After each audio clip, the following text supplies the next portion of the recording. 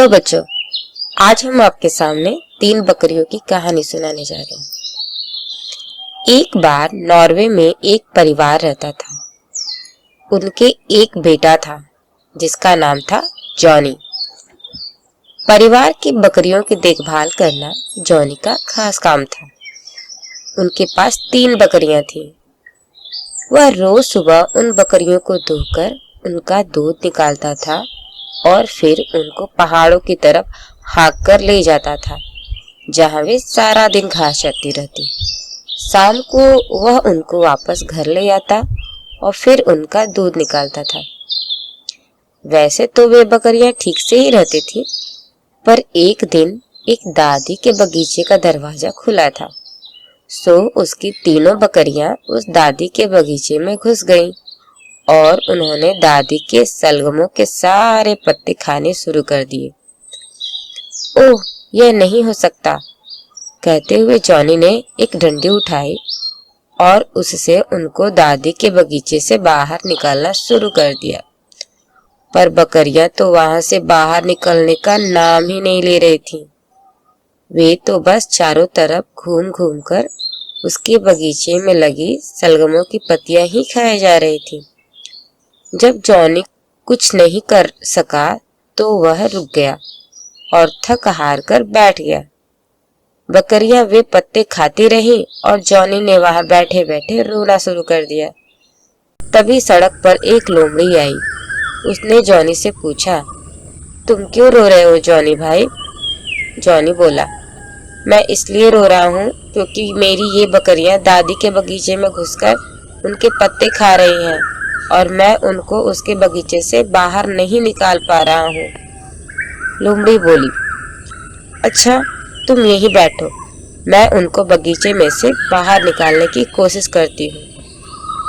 यह कहकर वह लोमड़ी बगीचे के अंदर घुस गई और उन बकरियों को बाहर की ओर निकालने की कोशिश करने लगी।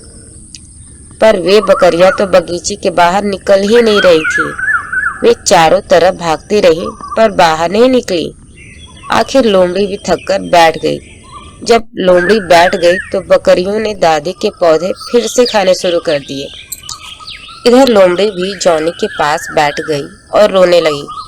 तभी सड़क पर एक कुत्ता आया। उसने उन दोनों से पूछा, तुम लोग क्यों रो रहे हो जॉनी भाई और लोमड़ी बहन? लोमड़ी बोली, मैं इसलिए रो रही हूँ क्योंकि जॉनी रो रहा है और जॉनी इसलिए रो रहा है क्योंकि उसकी बकरियां दादी के बगीचे में घुस गई हैं और हम उनको बाहर नहीं निकाल पा रहे हैं। कुत्ता बोला, अच्छा, तो तुम लोग यहीं बैठो, मैं उनको बगीचे में से निकालने की कोशिश करता हूँ। यह कहकर कुत्ता बगीचे के अंदर घुस गया और उन बकरियों को बाहर की ओर निकालने की कोशिश करने लगा। पर वे बकरियां तो बगीचे के बाहर निकल ही नहीं रही थीं। वे फिर चारों तरफ भागती रहीं और दादी के बगीचे में लगी सलगमों की पत्तियां खाती रहीं। कुत्ता भी आखिर थक कर बैठ गया। जब कुत्ता बैठ गया तो बकरियों ने दादी के पौधे फिर से खाने शुरू कर दिए। सो कुत्ता भी लोमड़ी और जॉनी के पास बैठ गया और उसने भी रोना शुरू कर दिया। तभी सड़क पर एक खरगोश आता दिखाई दिया। उसने जब तीनों को रोता देखा तो उनसे पूछा, तुम सब रो क्यों रहे हो जॉनी भाई, लोमड़ी बहन और कुत्ते भाई? कुत्ता बोला, मैं इसलिए रो रहा हूँ क्योंकि लोमड़ी रो रही है और लोमड़ी इसलिए रो रही है क्योंकि जॉनी रो रहा है और जॉनी इसलिए रो रहा है क्योंकि उसकी बकरियां दादी के बगीचे में घुस गई हैं और हम उनको बाहर नहीं निकाल पा रहे हैं। खरगोश बोला, अच्छा, तो तुम लोग यहीं बैठो, मैं उनको बगीचे में से बाहर निकालने की कोशिश करता हूँ। यह कहकर वह खरगोश बगीचे के अंदर घुस गया और उन बकरियों को बाहर की ओर निकालने की कोशिश करने लगा। पर बकरियां थीं कि बगीचे के बाहर निकलने का नाम ही नहीं ले रही थीं। वे चारों तरफ भागती रहीं पर बगीचे के बाहर नहीं निकली। आखिर खरगोश भी थक कर बैठ गया। जब खरगोश बाहर आकर बैठ गया तो बकरियों ने दादी के पौधे फिर से खाने शुरू कर दिए। खरगोश भी कुत्ता, लोमड़ी और जॉनी के पास आकर बैठ गया और उसने भी रोना शुरू कर दिया। तभी एक मधुमक्खी उधर से गुजरी तो उसने इन चारों को रोते देखा तो पूछा, तुम सब रो क्यों रहे हो? खरगोश बोला, मैं इसलिए रो रहा हूँ क्योंकि कुत्ता रो रहा है, कुत्ता इसलिए रो रहा है क्योंकि लोमड़ी रो रही है, और लोमड़ी इसलिए रो रही है क्योंकि जॉनी रो रहा है, और जॉनी इसलिए रो रहा है क्योंकि उसकी बकरियां दादी के बगीचे में घुस गई हैं और हम सब उनको बाहर नहीं निकाल पा रहे हैं। मधुमक्खी हंसी और बोली, अच्छा तुम सब यहीं बैठो, मैं उनको बगीचे से बाहर निकालने की कोशिश करती हूँ। यह सुनकर खरगोश बोला, तुम इतनी छोटी सी इन बकरियों को बाहर निकालोगी? जब हम सब यानी मैं, कुत्ता, लोमड़ी और जॉनी मिलकर भी इनको बाहर नहीं निकाल सके तो तुम इतनी छोटी सी इनको बाहर कैसे निकालोगी? मधुमक्खी बोली, तुम बस देखते जाओ। यह कहकर वह मक्खी उस बगीचे में उड़ी और उन बकरियों में से सबसे बड़ी बकरी के कान में जाकर घुस गई।